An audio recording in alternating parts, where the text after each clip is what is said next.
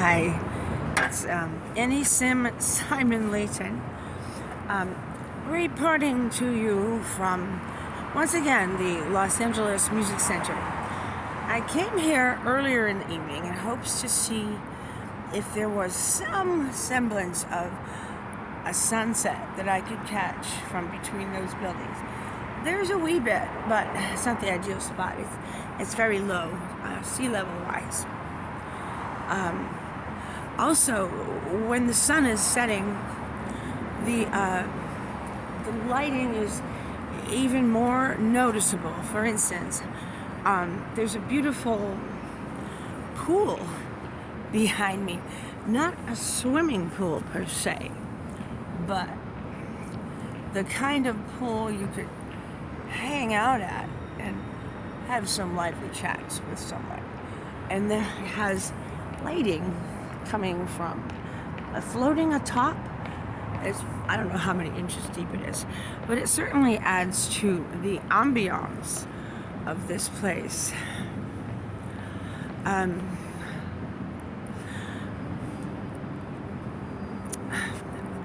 here, the essence of this evening's episode of Beverly Hills Battered Wives Story. Well, that's me. I lived in Beverly Hills with my husband for several years, and things went from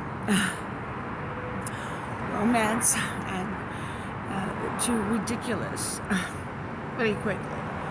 So now, as I was contemplating doing another series about the ultimate corruption and devastation of the health of many in the medical system and the legal system here in LA, I'm starting to see that the lines between my domestic violence diary life, Battered Women of Beverly Hills story, is crossing over because I can't get any legal help.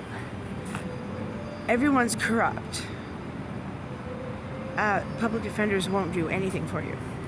I also can't get any medical attention for the injuries that I have received at the hands of my husband.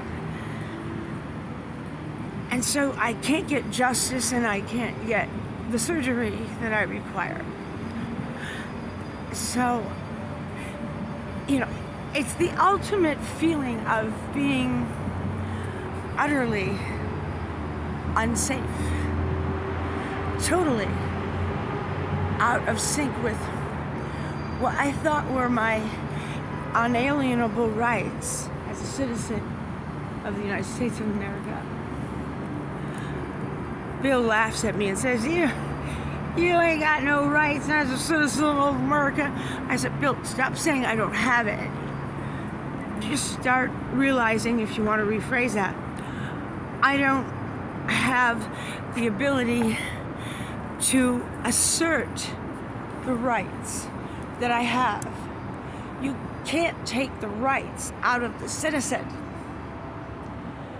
but you can deny a citizen access to their rights, thus separating the citizen from the Bill of Rights, from the legal right to have a contract upheld by the government, who is the judiciary, who just won't give a fuck.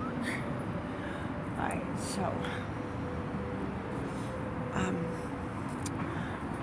there is quite a crossover.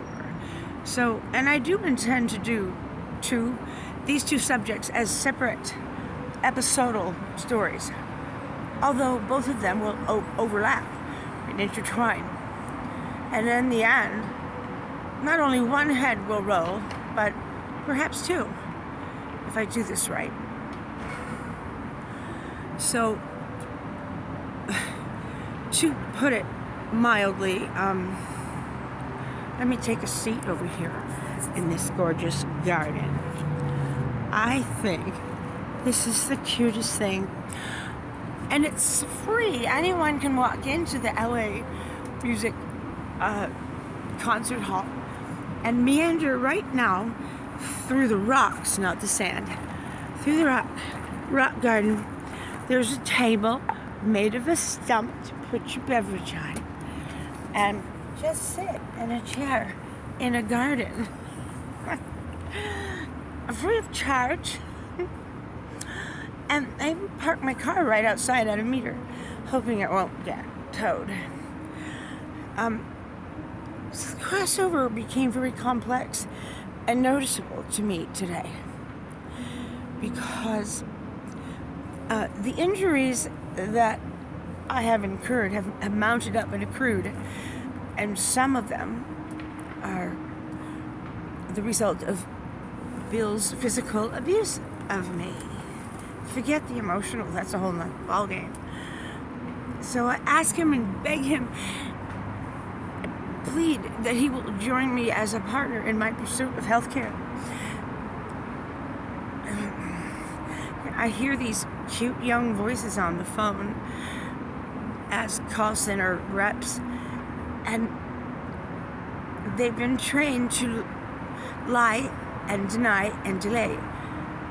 And their souls have been corrupted by the corporate America. And it saddens me that these people are taught from a very young age that to lie to a patient to save the company money is just the way the world is today. After that experience, none of them will ever be pure and whole again, or able to grasp the morals of Christianity entirely and wholly for themselves. They're damaged forever. Not to mention the patients who are damaged forever due to lack of care, thanks to Medi-Cal.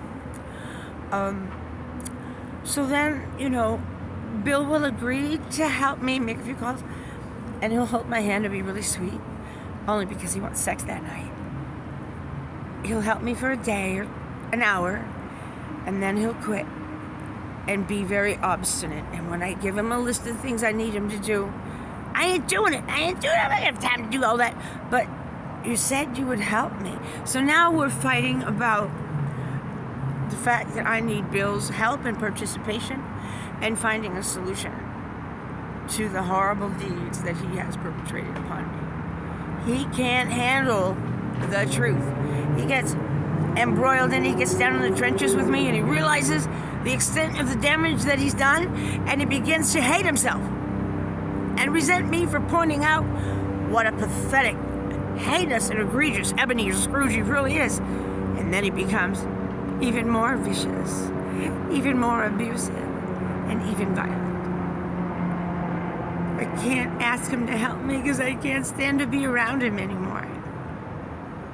So it seems I don't have a single friend or advocate in the entire world, on the entire planet, in the universe. Everything I've done and everywhere I've been in my life, when I was younger, people would help me. Now that I'm older, nobody seems to want to help. And so I don't know what to do.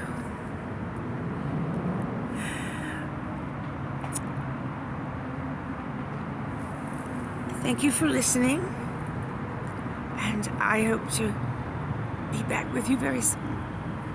Good night, everyone. God bless. Be good to your loved ones. And marriage is a serious thing, Don't take it lightly. Good night.